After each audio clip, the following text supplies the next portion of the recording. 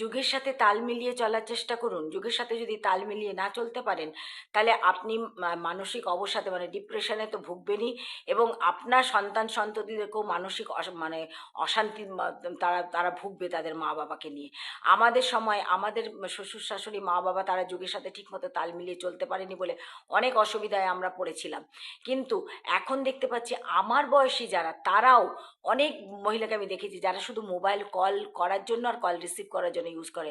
তারা Insta Facebook তো দূরে থাকুক, তারা হোয়াটসঅ্যাপ করতেও জানে না। তারা জানে না মানি ট্রান্সফার কী করে করতে হয়, তারা জানে না গ্যাস কী করে বুক করতে হয়, ক্যাশ। তারপরে তারা তারা আরও অনেক কিছুই জানে না। তাহলে এগুলো যদি আমরা না শিখলাম, ইলেকট্রিক বিল কী করে জমা দেবো, এগুলো যদি আমরা না শিখলাম, আমাদের বয়স বাড়ছে, আমরা অসুস্থ হচ্ছি। হয়তো আমাদের মধ্যে একজন চলে গেল, তখন কি করবেন? এই বৃদ্ধ বয়সে গিয়ে এই রোদের মধ্যে গিয়ে ব্যাংকে লাইন দেবেন, না ইলেকট্রিক অফিসে লাইন দেবেন, না গ্যাস এজেন্সিতে গিয়ে লাইন দেবেন?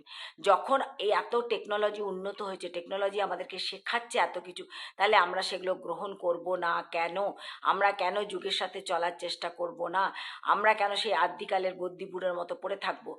আর যদি আপনারা নিজেরা না শিখতে চান, তাহলে আপনারা কি করে এক্সপেক্ট করছেন যে টিচাররা বাচ্চাদেরকে শেখাবে? কারণ টিচারদেরও বয়স হয়েছে, তারাও নতুন নতুন পড়াশোনা করছে, তারা যে তাদের যে কোর্সে যা ছিল তার থেকে অনেক কিছু নতুন নতুন তারা পড়াশোনা করছে, তারা বাচ্চাদেরকে শেখাচ্ছে। কারণ স্কুলে যাতে তো বাচ্চাদেরকে সব কিছু শেখাতে হচ্ছে।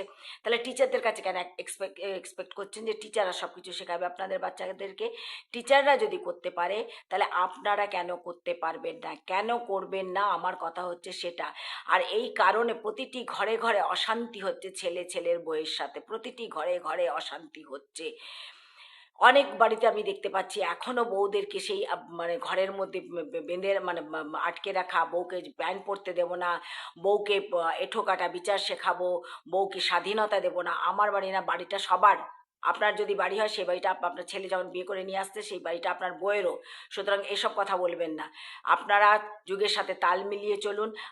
এখনকার মেয়েরাও মানে হাইলি মানে স্টাডি করছে, তারা তারা মানে সমস্ত টেকনোলজি শিখেছে, এবং তারা যুগের সাথে তাল মিলিয়ে চলছে।